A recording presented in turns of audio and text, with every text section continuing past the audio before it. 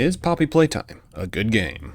By this point, you've probably heard of Poppy Playtime, but in case you haven't, it's an indie game franchise that was released back in October of 2021 with great success. Since then, they've released 3 more chapters, as well as a spin-off game, Project Playtime, though as far as I'm aware, they've abandoned it and left it to collect dust. The main franchise mainly focuses on the player's attempt to survive the abandoned factory he used to work at. After about a decade since the factory closed, the player receives a mysterious package telling them to return to the factory, where it all happened. So despite the obvious red flags, the player does indeed go back and has to solve the mystery of what happened while dealing with various monstrous dolls and toys. So on the surface, Poppy Playtime has a very familiar premise, like a lot of other mascot horror games at this point. Kids being turned into toys, something goes horribly wrong. The kid toy things start killing people, the place is shut down, and for some reason, the player goes there.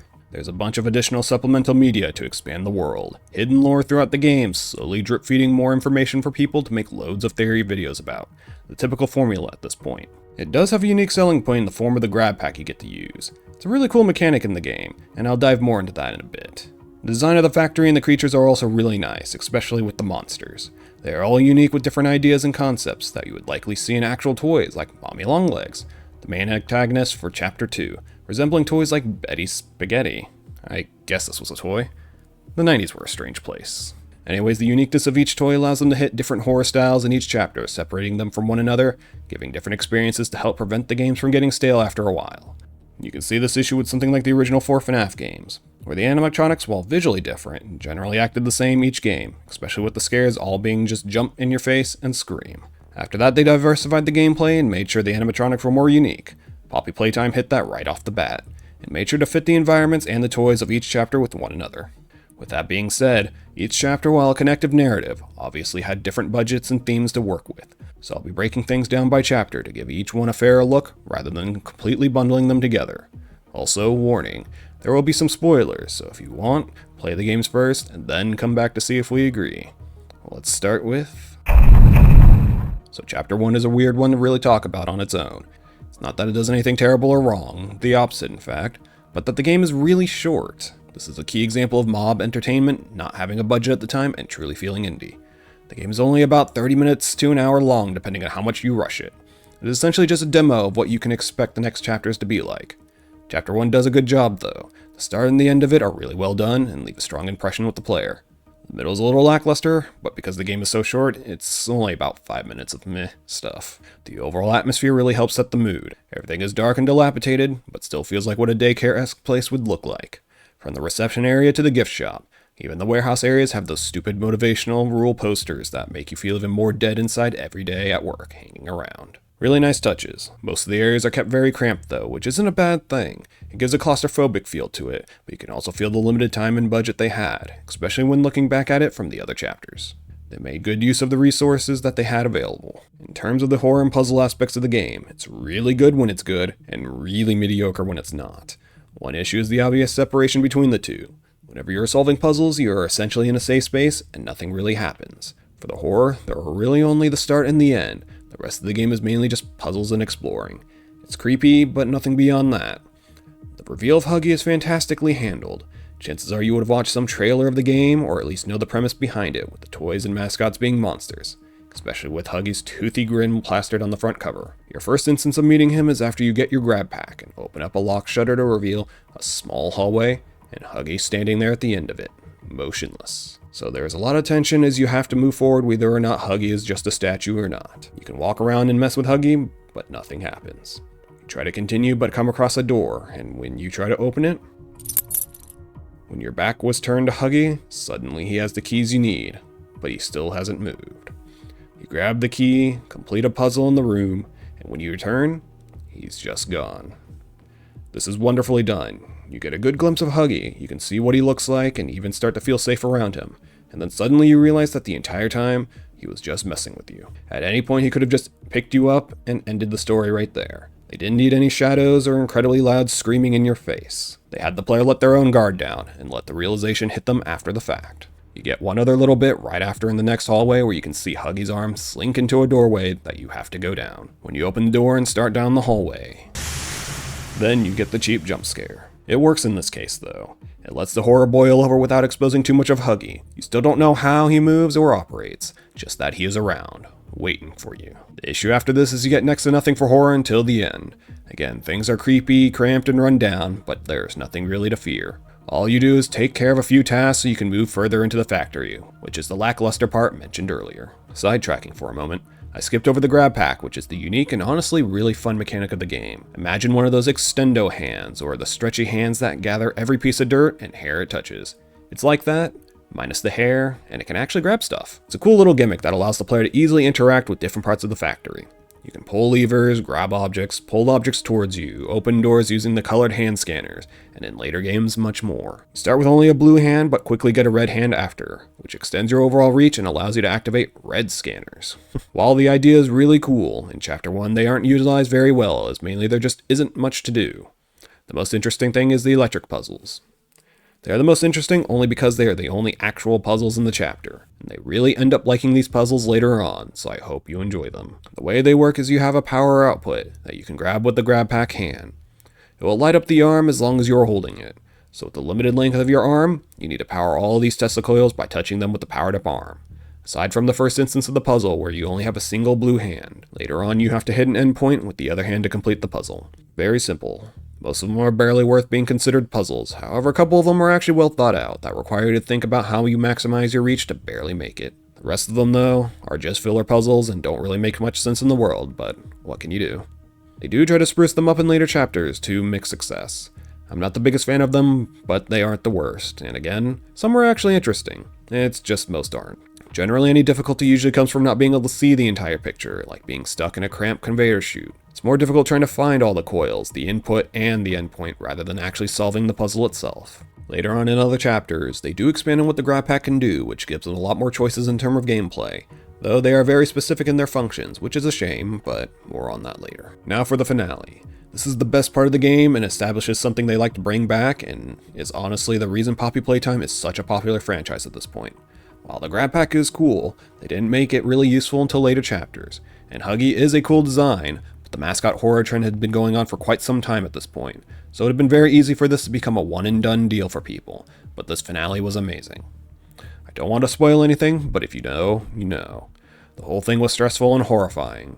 It was also actually somewhat difficult too if you aren't ready for it. The concept here they end up bringing back in every chapter after this, with some mixed results in my opinion. I think this one was the best example of it, as it understood the assignment. The others just to a lesser extent. Overall, Chapter 1 is really well made, especially with its smaller budget. It suffers from a content drought in the middle, but more than sells it at the start and the end. It is a good entryway to the franchise that leaves the player wanting more, especially with the cliffhanger ending that Chapter 2 starts from. You don't really get much in terms of a story here, outside of monster mascot toys and a bad factory, and now you have to survive it. The ideas showcased were enough to sell me and many other people on the idea of its sequels, obviously since the franchise exploded afterwards.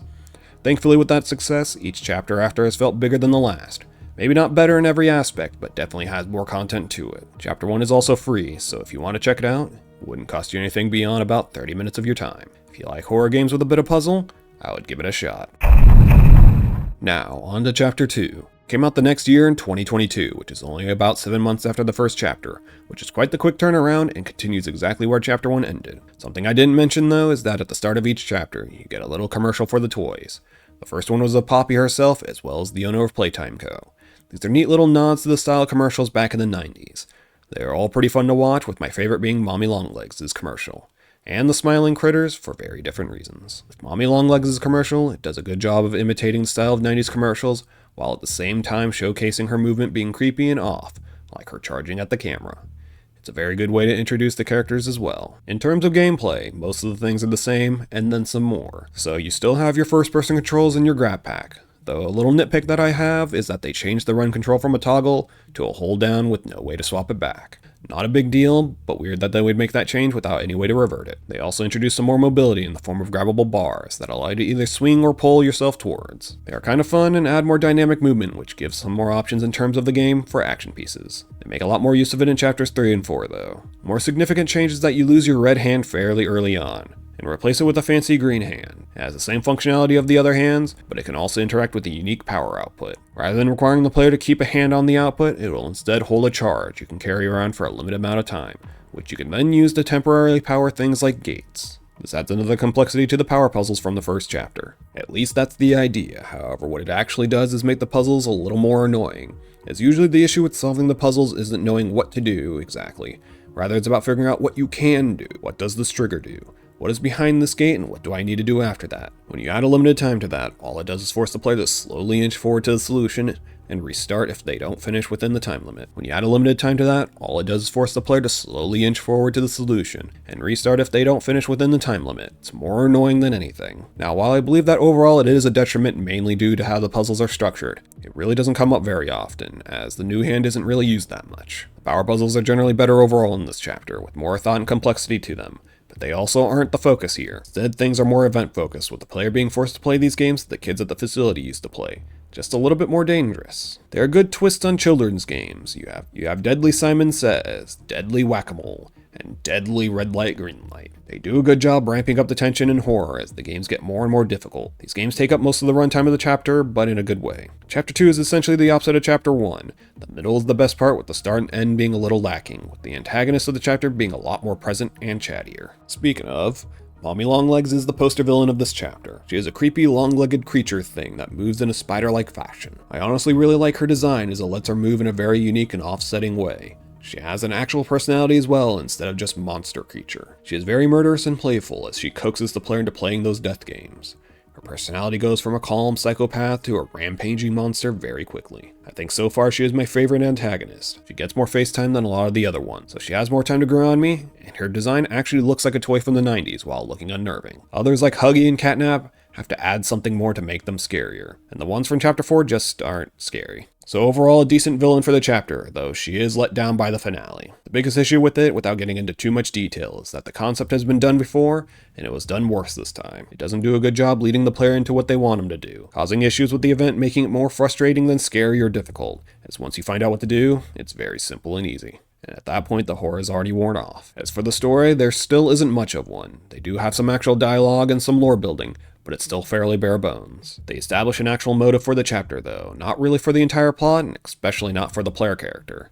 Chapter 3 and 4 do much more of that. Overall, Chapter 2 is nothing more than another segue to get to Chapter 3, with some background lore and hints in the form of videotapes and some context clues. Of course, this lets theory crafters eat well, but for an average player, it's a bit lacking. Overall, the chapter has a bit of a slow start, with a fun middle part with cool ideas and minigames. The new mechanic, being the green electro hand, doesn't add much, being more of an annoying addition rather than an improvement to the puzzles. Finale was also a bit meh in the end, doing nothing new.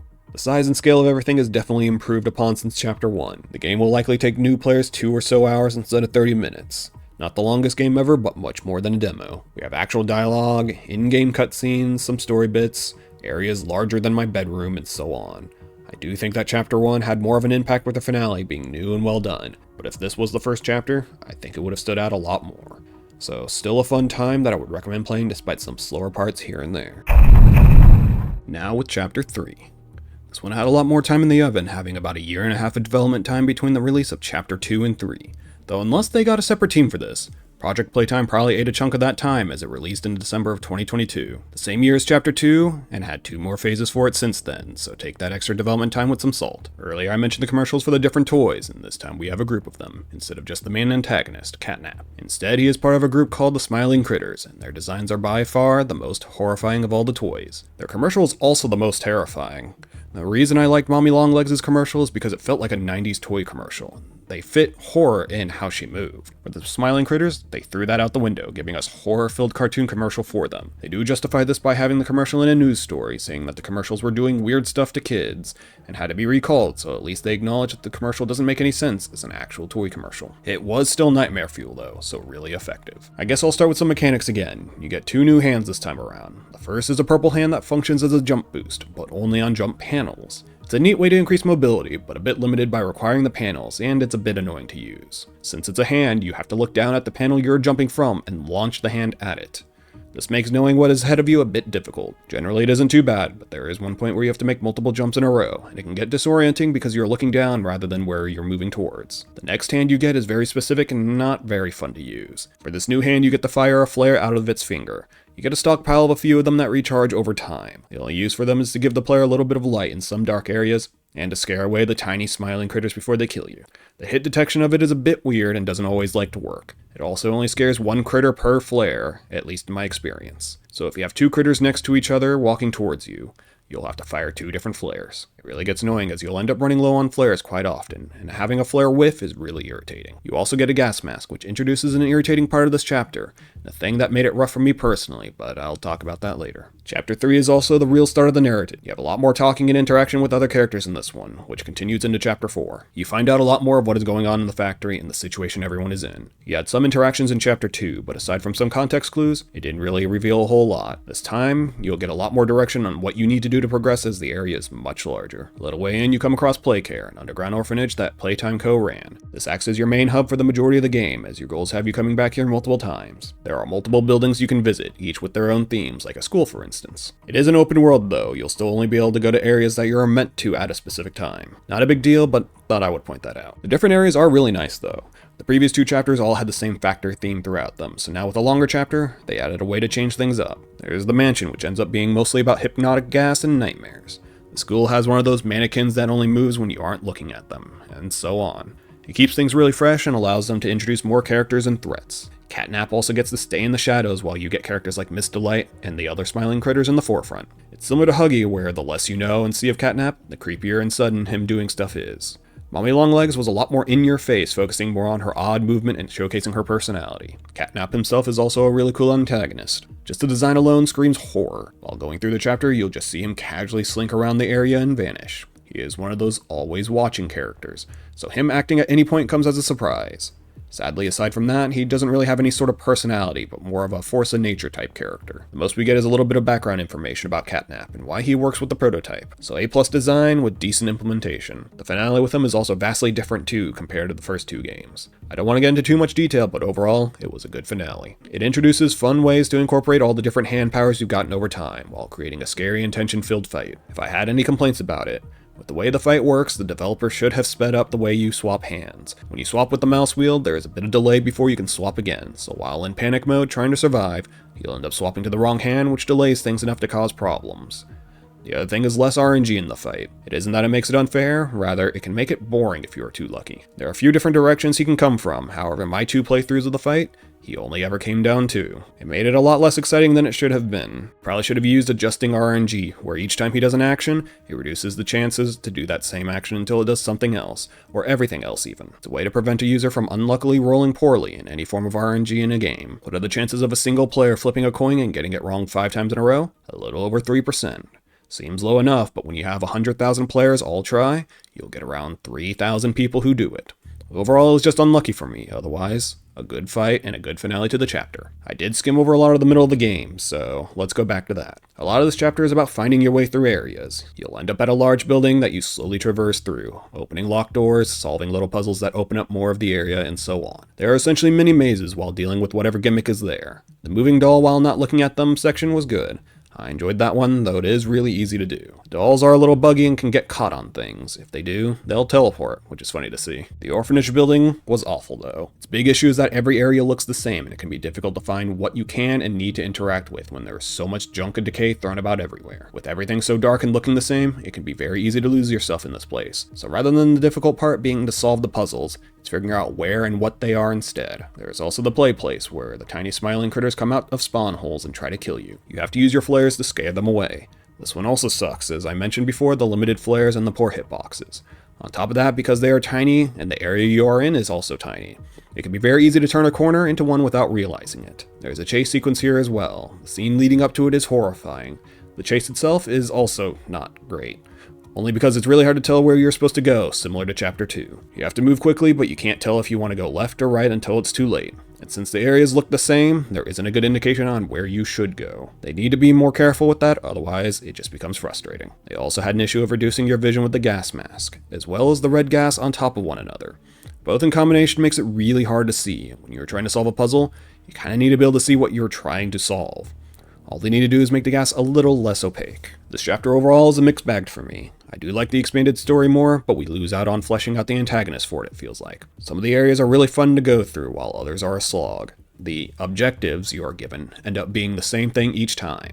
You You go to a new area, solve some puzzles, deal with a gimmick, something goes wrong and you have to go to the next one. Each area is different enough to make up for that though. Puzzles are also very hit or miss. They've also introduced a new puzzle with these weird towers where you fire your hand through it and it sends it off in a different direction.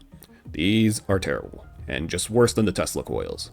The big problem is the lack of choices the player has. Since there is a start point and an end point, and each pole can only fire in a few directions, just by looking at the puzzle, you can immediately solve it because each section only has one possible solution. But anyways, I think the chapter needed more focus and to be better streamlined. The areas were cool, but being forced into each area from a hub point when the last one wasn't enough to solve the puzzle felt lazy. The story bits we get in-game about the actual current events of everything is also really nice, instead of it being in extra tapes or outside media. So far, I think this is the worst chapter in my opinion. When it's good, it's really good.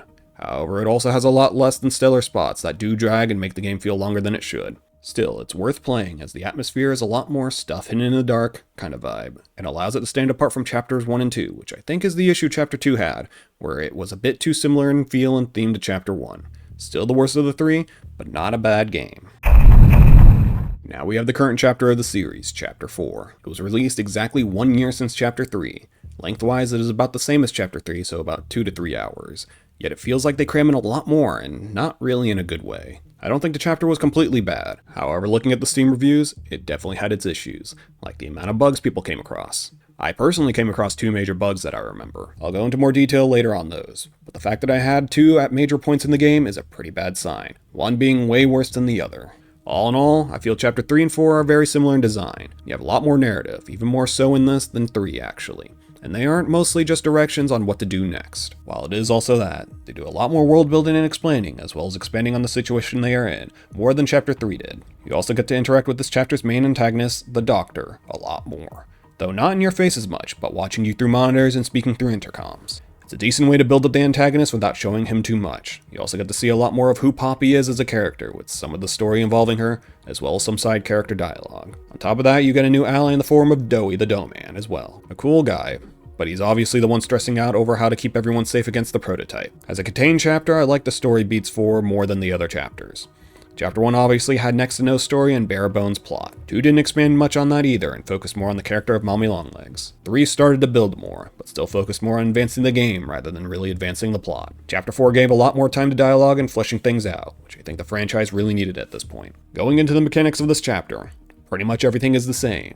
You get a flashlight hand. It's red again, as well, which is cool, I guess. You technically get another hand near the end as well, but it's nothing more than a glorified key. So rather than new hands, the new mechanics are more about the interactions with the world. You have some hidey holes for a section, and power swapping switches which direct power into different directions. Overall, nothing really that new to mention, which might be a good thing, because the mechanics all revolve around swapping the right hand. Adding too many new features to that would make things a lot slower to work with, swapping between too many hands. Instead, I like that they focus on working with things in the world that you can interact with, as well as situations you have to deal with. I think the best way to summarize this chapter is that it's fun and cool until you know what you're doing. Then, it becomes annoying. Though that is mainly the second half of the game. First half is lots of fun, with it mainly being more escape room puzzly feelings, slowly progressing forward as you solve puzzles and figure out where to go next. Big issue is after once you start dealing with Barnaby. Cute dog, but very irritating.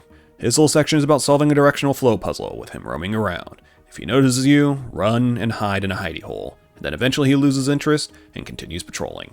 This is actually the first bug I came across, which is Barnaby disappearing on me for about half the puzzle. He eventually showed up again after I got further in, but it was kinda weird. The big issue is while you're trying to figure out how to solve the puzzle, Barnaby is nothing more than a distraction and annoyance, especially if he is patrolling wherever you are trying to explore next.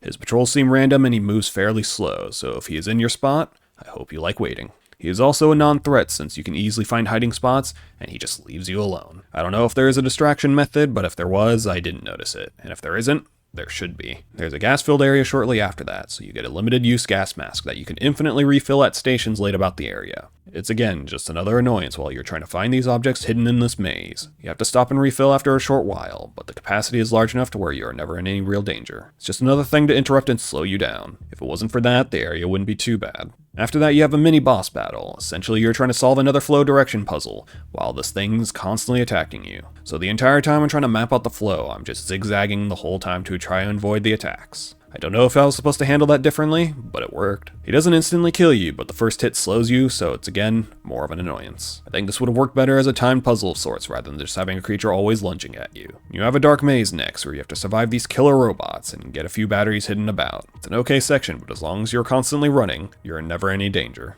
There isn't anything else to it. At first I thought it was a stealth mission and trying to find the correct paths, as not all the robots turn on. Nope. Just make a mad dash for it, because there isn't a path. But as long as you are running, they can't catch you.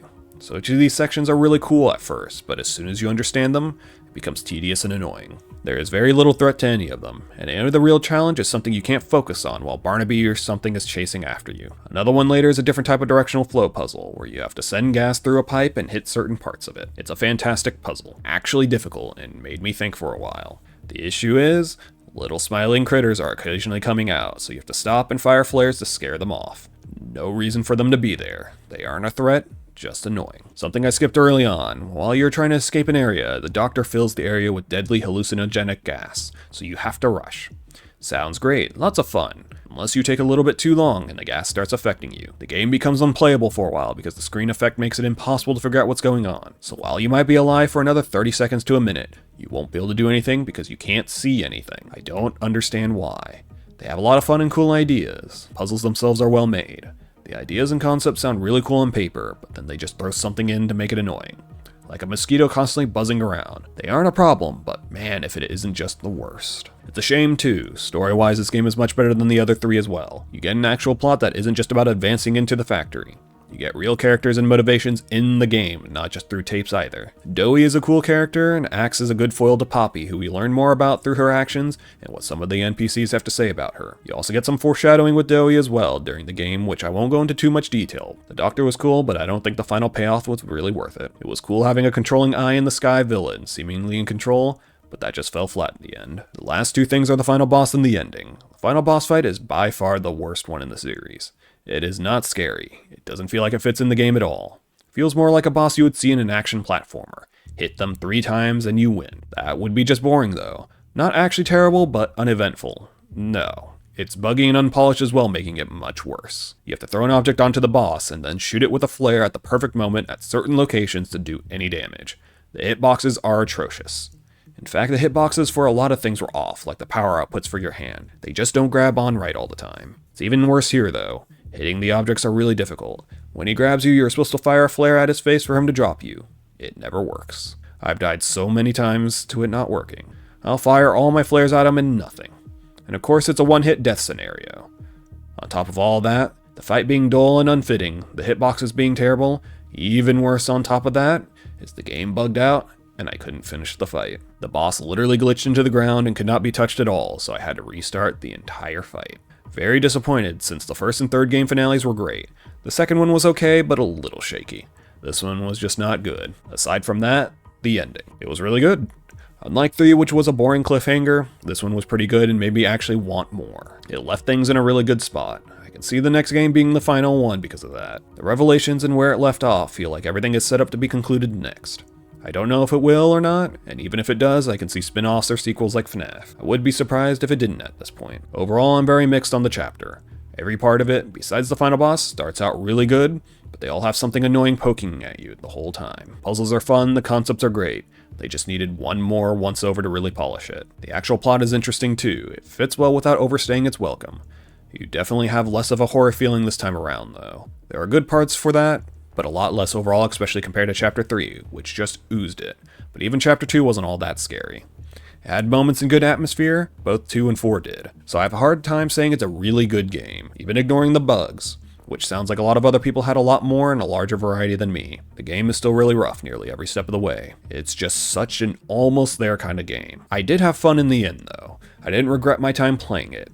Looking back at it, I can see a lot of the flaws, but while I was in the moment trying to figure out what I was doing, while being harassed by the monsters, it was good, but once I figured that out, and how the mechanics worked, it really fell flat. So far with 4 whole chapters and obviously more to come, the franchise overall is good. There are a lot of good moments, even if unpolished at times. You can see them reinvesting their money and time into each installment, which is nice to see from an indie company. A lot of them would take the money and bail after the first one, or just shove something out the door to get more money. There was a little bit of greed with the NFTs, but they backed out of that quickly when there was backlash. The franchise had a really strong start, decent enough middles, and a bit of a shaky fourth chapter. I wanted to rank them from best to worst, but honestly, each one does something that the others really don't, so depend on what you want. The first chapter is really bare bones, but the start and the end are fantastic and a great way to start. Chapter 2 became much larger, seeing obvious improvements from Chapter 1, along with great ideas of blending gameplay and horror. Chapter 3 started seeing a bit more story bleed into the actual game, instead of leaving it to hints hidden around or lore outside the games. And it had the best atmosphere hands down. Those areas with Catnap lurking in the background were very scary. Chapter 4 had the best story, even if the payoff wasn't always there with the Doctor and other moments. But it really expanded the characters of Poppy and introduced Dowie and the Doctor to us. It had good ideas, but couldn't quite make it through with them. So yeah, I do think Poppy Playtime is a good game. It isn't perfect, but it does what it does fairly well. I'm looking forward to Chapter 5 at this point, as a game I actually want to play rather than just something to do for a video on stream. I want to see how it ends and experience it myself rather than through someone else playing it. Let me know what you think about the game in the comments below. What kind of bugs did you come across in Chapter 4, or in the series as a whole? Did any of you actually play Project Playtime? Let me know, and thanks for watching. I'll catch you next time.